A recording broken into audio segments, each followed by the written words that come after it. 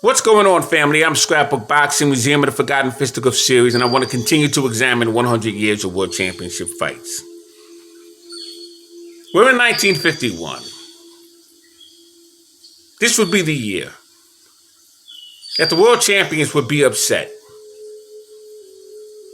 The most upsetting year in all of boxing history. Up until this point, 3 world champions were upset and lost their titles. You had Jersey Joe Walcott, who would knock out Eddie Charles 7 rounds.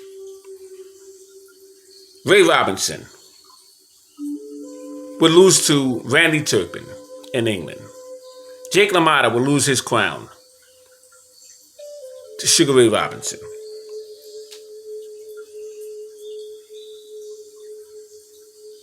Joe Louis was a heavyweight champion for 12 years. He had 25 title defenses. He was 17 years as a professional. He fought 10 former world heavyweight champions.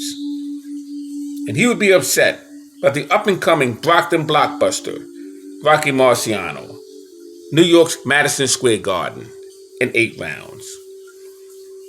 Now, he was 37 years old at this point in his career. Stood 6 foot 1.5 inches, weighed 214 pounds, and had a 76-inch reach. He had a record coming into this bout of 66 wins and 2 losses, with 52 knockouts. He was paid $132,000 for this match. Rocky Marciano was 27 years old at this point in his career. Stood 5 foot 10.5 inches and weighed 184 pounds. He had a 68-inch reach and had a record of 37 wins and 32 knockouts. He was paid $44,000 for this match. The referee, Ruby Goldstein, had Marciano up 4-2. Judge Howard Barnes, Marciano up 4-3. And Judge Joe Agnell had Marciano up 5-2 before Louis was stopped in the 8th round.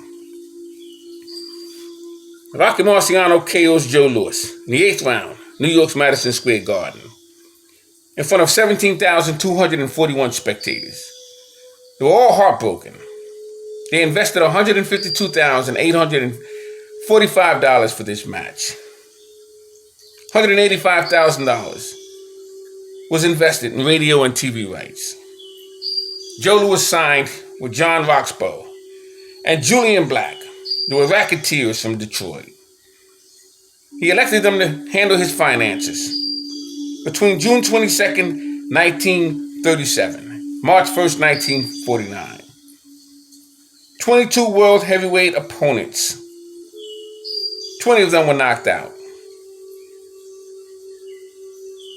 And Joe Louis was the fighter of the year, 1936, 1938, 1939, and 1941.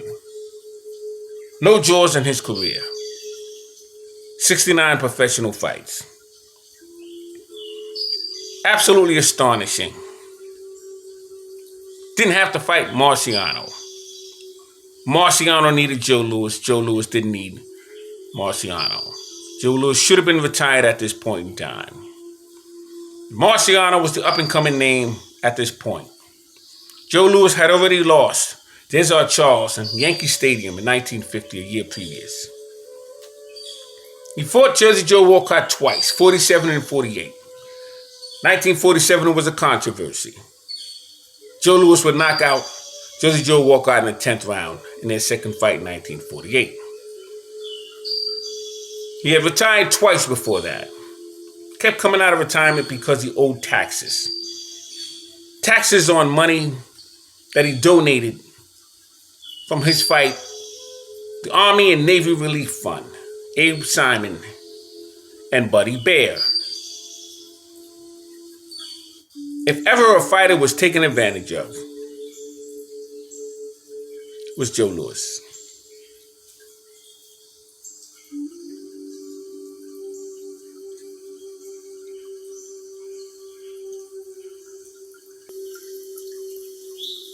Rocky Marciano was some puncher.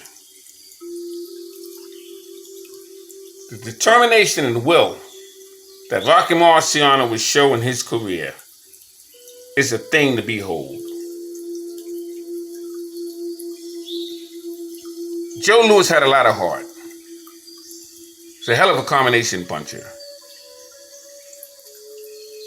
But Joe Louis was past his prime. There's no reason why Joe Louis should have been in that ring with Rocky Marciano. I guess it was the passing of the torch. Something that happens from the beginning of time.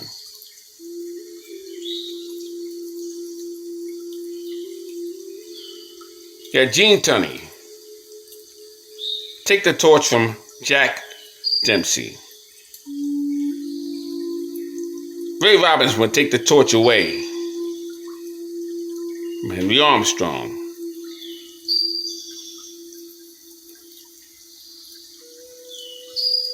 But these two men didn't have to fight each other.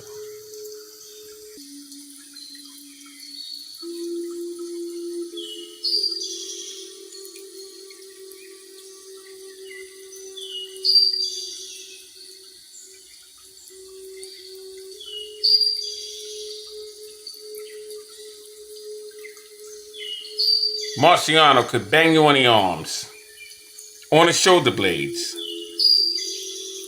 and he could break blood vessels where you couldn't lift your arms. He was a very determined young heavyweight.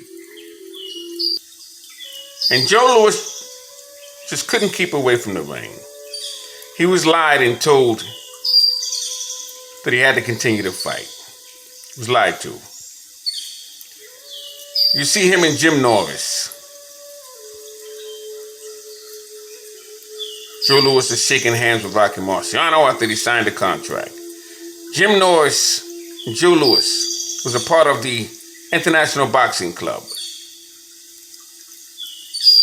But Jim Norris needed the name of Joe Louis in order to give credibility to that boxing club.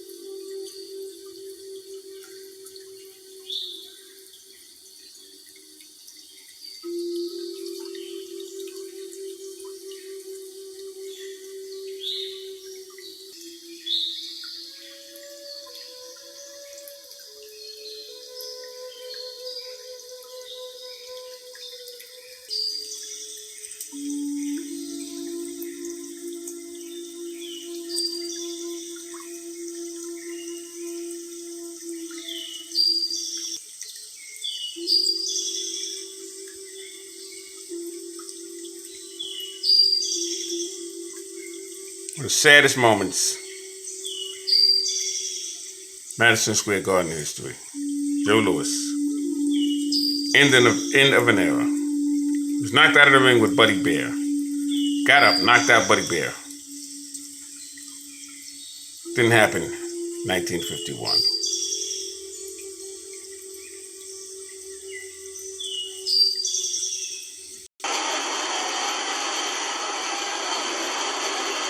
Louis fighting back inside, but throwing fewer punches than Marciano.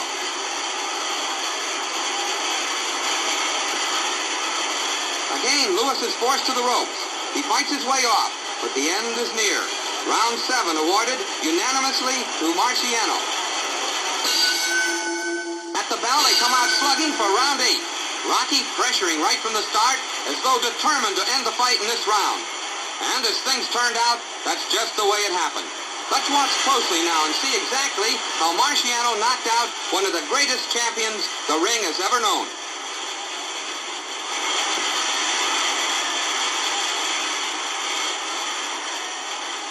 Rocky's crowding leaves little room for Louis to punch.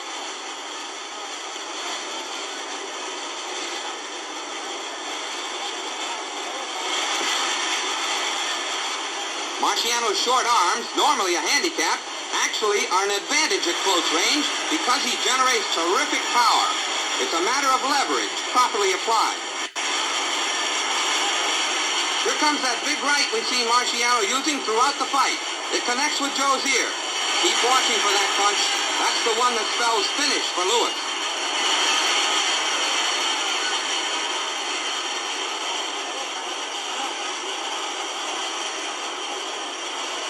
Louis jabbing, but it's purely defensive. He's flat-footed, tired. As he's driven back to the ropes, a favorite maneuver of Marciano's, one he's been using to good advantage throughout the fight. Marciano exerting more and more pressure as he moves in for the kill. Rocky about to glance a right off Louis' jaw. And see how quickly he moves in, giving Joe no time at all to catch his breath.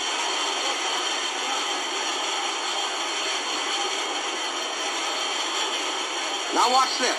Marciano's hard left hook sends Louis sprawling to the canvas. Referee Ruby Goldstein counts to 8 before Louis gets back to his feet. Rocky tears in to follow through his advantage before Louis ties him up.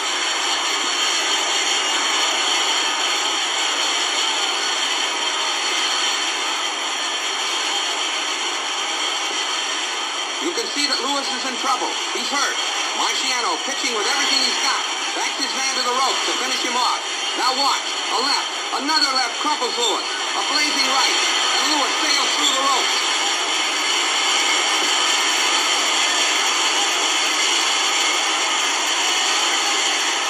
The working press try to help Joe back off the ring apron.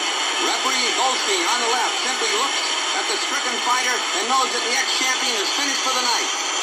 Kneeling in the dark suit is Dr. Vincent Nardiello. Louis is out. Brought down by a power pack right to the jaw at 2 minutes, 36 seconds of the 8th round. And the first since Max Schmeling did it in 1936. Rocky is congratulated by trainer Charlie Goldman on the left and by his old-time friend Ali Colombo. Summed up his knockout by Marciano. The reactions were not there.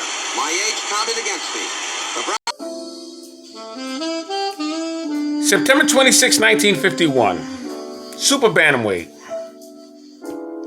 Joe Sandy Sadler of Boston, Connecticut knocks out Willie Pep, former world featherweight champion and current champion of Hartford, Connecticut.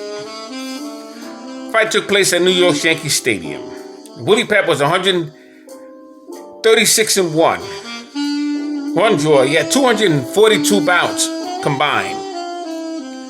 He was 62-0 before he lost to Sammy Hingott. Would take the title away from Albert Chalky Wright. He would lose his crown to Sandy Sadler. Now, who was Sandy Sadler? His name was Joseph Sandy Sadler. Born June 23, 1926 in Boston, Massachusetts. Died September 18, 2001, Harlem, New York. It was managed by Charlie Johnston. Sandy Sadler stood 5 foot 8.5 inches, and he weighed 116.5 to 134.25 pounds. Fought from March 7th, 1944, same year as Burt Littell. Ended his career April 14th, 1956, due to an eye injury. Taxi cab incident, but he was done by Willie Pep.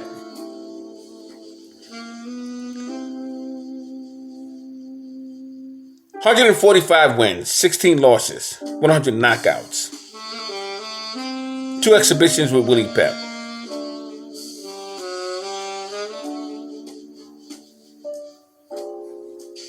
He was a one-time junior lightweight champion.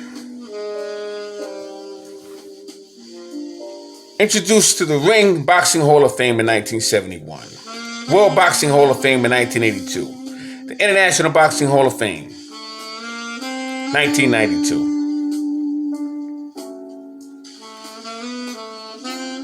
To the ring with Phil Terranova, Charlie Gabby Lewis, Joe Brown, Leslie Harvest, Jimmy Carter, Orlando Zulueta, Willie Pep, Alfredo Escobar, Harold Dad, and Patty DeMarco, Laura Solis, Charlie Riley, Del Flanagan, Diego Sosa,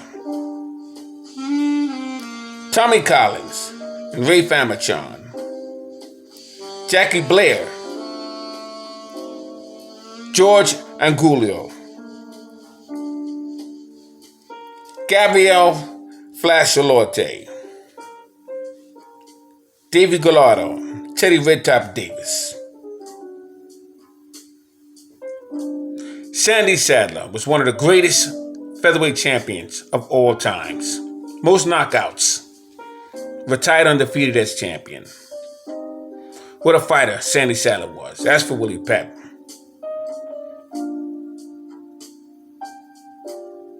I mean, 242 bouts.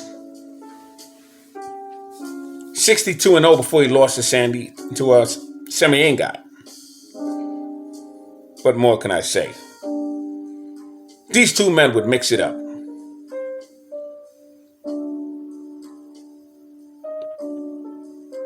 But Sandy Sadler would defeat Willie Pep. It would be an upset in the making.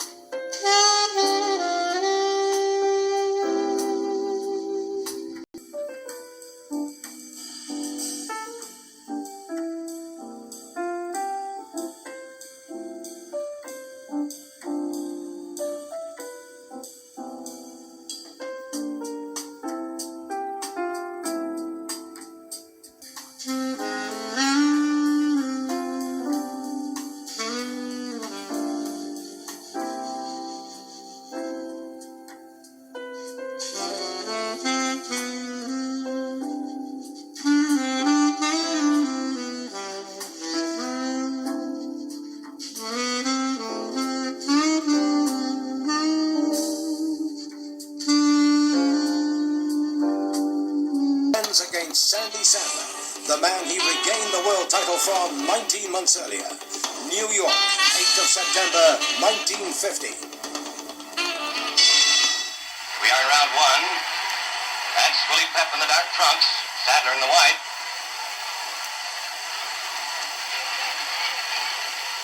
Both weigh exactly the same tonight, 126 pounds, the featherweight limit. Sadler's about 3 inches taller.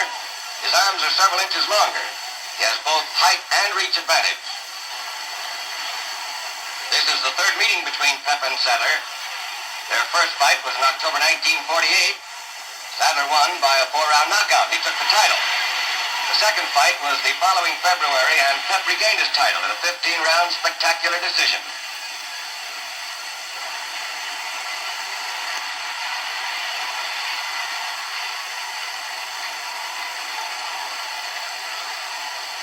Willie Pep is one of the all-time ring greats. He's had 155 fights in his 12 years in the ring, and he's lost only twice. He's 28 years old, 4 years older than Sadler.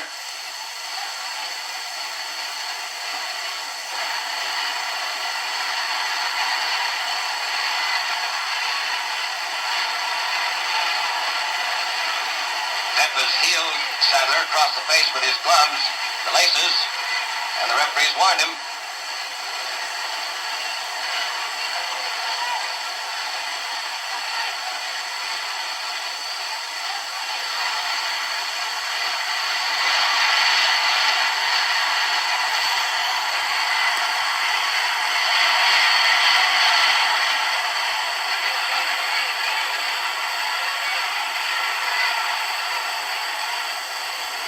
End of round one.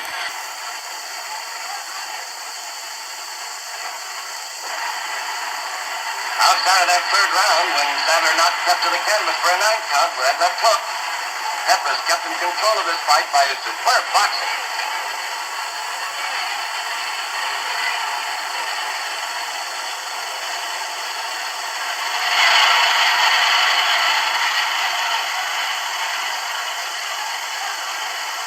That left hook is Sadler's favorite punch.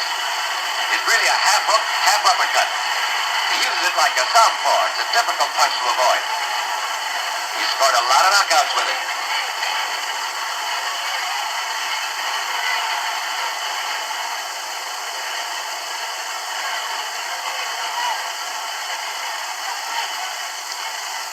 Between rounds, Sadler's manager told him to box more and not just try to slug Pep.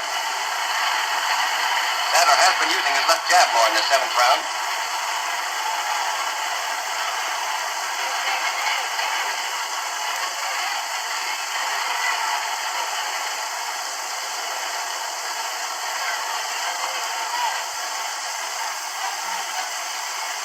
Pep looks to be ahead on points so far.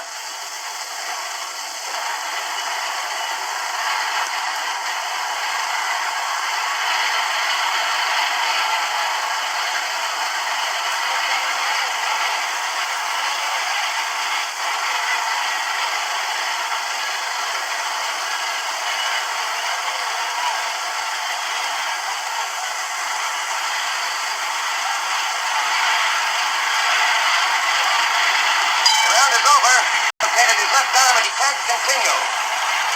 Sandy Sadler wins and regains the world's featherweight title. May 25th, 1951. World Lightweight Champion, Trenton Thunder, 7-year king, Ike Williams, was knocked out in the 14th round by South Carolina, Harlem, New York's Jimmy Carter. Now, I believe one of the videos I did show my record book collection. I don't know why. I think I said 10 rounds. But it was 14th round when Jimmy Carter would stop Ike Williams. Ike Williams, his name was Isaiah Williams. He was born August 2nd, 1923, Brunswick, Georgia. He died September 5th, 1994, in Trenton, New Jersey. He was managed by Frankie Palermo. Eddie Mead. Eddie Mead was a trainer for Hammond Henry Armstrong. Ike Williams would be in the ring with Bo Jack, Bob Montgomery, Juan Sarita, Sammy Angott. He's also in the ring with Cleo Shane, John O. Davis, and Gene Burton. Nike Williams stood 5 foot 9.5 inches, weighed 128 to 155 pounds. Jimmy Carter was 5 foot 7 inches. He weighed 130 to 145 pounds. And he was paid $1,270 for that fight. Now, Jimmy Carter, his name was James Walter Carter. He was born December 15th, 1923, Aiken, South Carolina. Died September 21st, 1994 in Harlem, New York. Fought from March 14th, 1946 to April 1st, 1960. He was in the ring with fighters such as Party DeMarco, Wallace Bud Smith,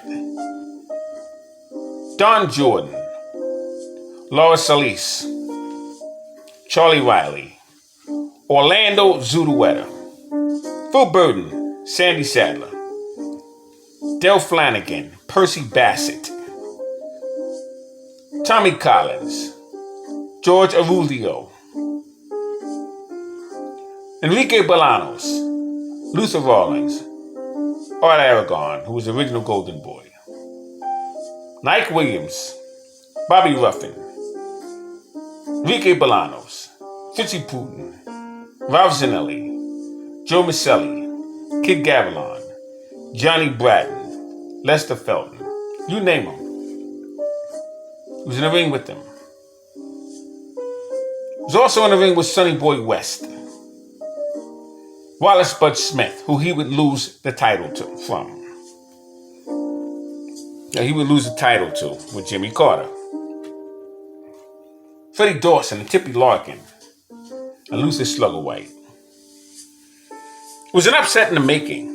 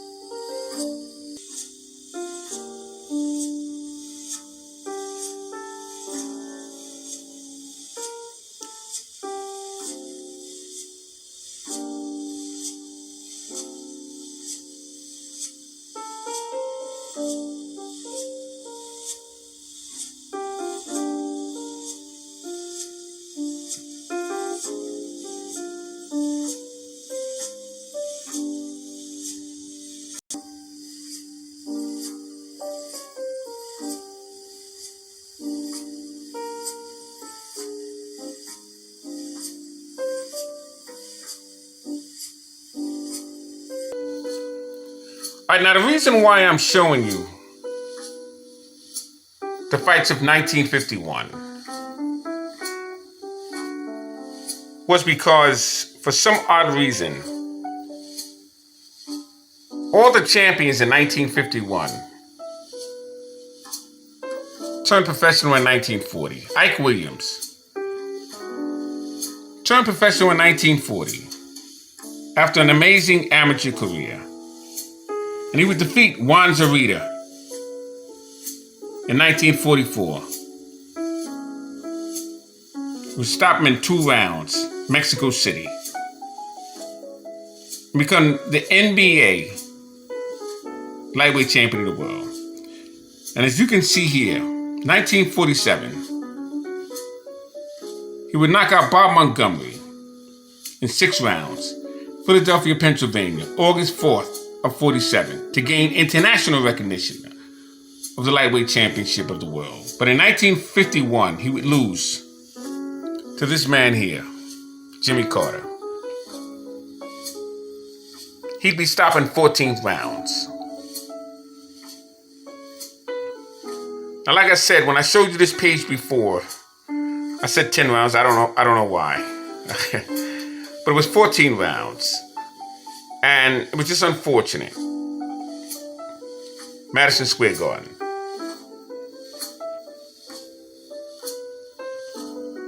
But it wasn't only Ike Williams. Jake LaMotta, who I consider a 1940s fighter, because he had his boxing license in 1940, he just didn't have his first fight until 1941.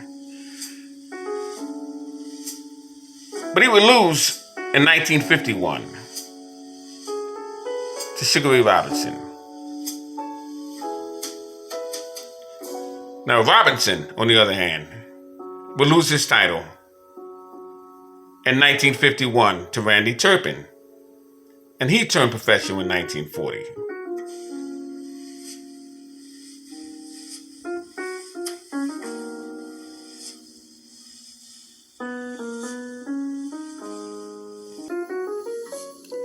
Ezzard Charles would solidify his NBA heavyweight championship belt that he would win from Jersey Joe Walcott. It was vacated by Joe Louis. He would solidify it in 1950, New York's Yankee Stadium. Joe Louis. But he would lose his title in 1951 with a 7th round knockout, beautiful left hook thrown by Jersey Joe Walcott. But Ezzard Charles turned professional in 1940.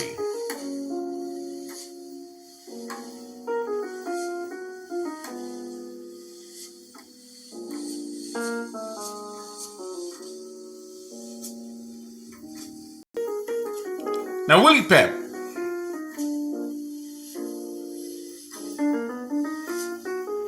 would turn professional in 1950 after an outstanding amateur career. But he would lose his title in 1951 to Sandy Sadler. Sadler turned professional in 1944.